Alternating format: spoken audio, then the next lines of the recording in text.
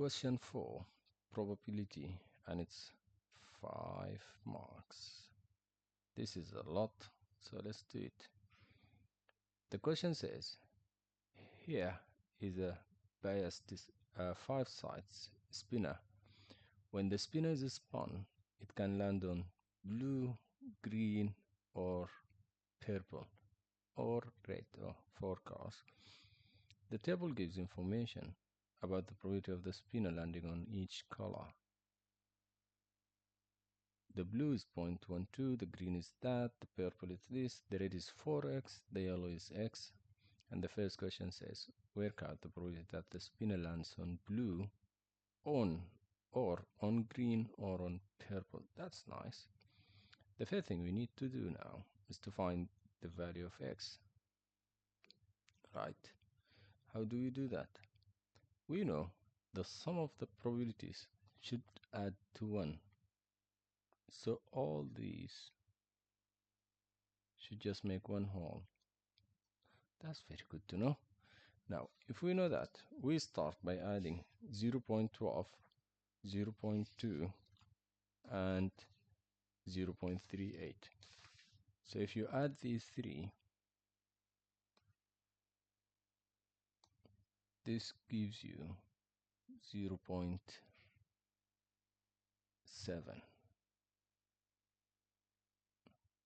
Now 0.7 plus x plus 4x, which is 5x, should equal to 1 whole, right?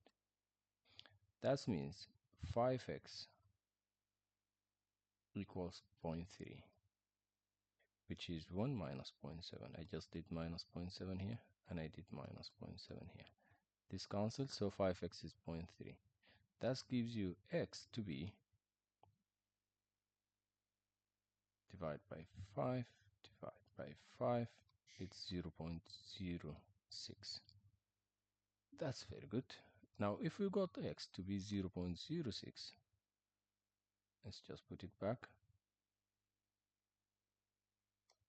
So x is 0.06. That means 4x is 4 times 0.06, which is 0.24. That's amazing. Now, the question asks the probability landing on blue, green, or purple. Now, what's important is the sign between them. It says or. When it says or, it means you add them. So we add blue, green, and purple. Blue is 0.12 plus green is 0.2 plus purple, which is 0.38. If you add this, it gives you 0.7. That's very good.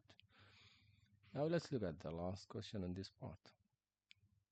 Max spins the spinner 350 times. Work out an estimate of the number of times the spinner will land on red. So the number of times is going to be 350 times the probability of red. What's the probability of getting red? It's 0.24. So we'll just multiply by 0.24, and that gives you 84 times. And that's your nice 5 marks in your pocket. That's 5 marks. Now let's look at question 5. Sets. Many students get this wrong, so let's do it.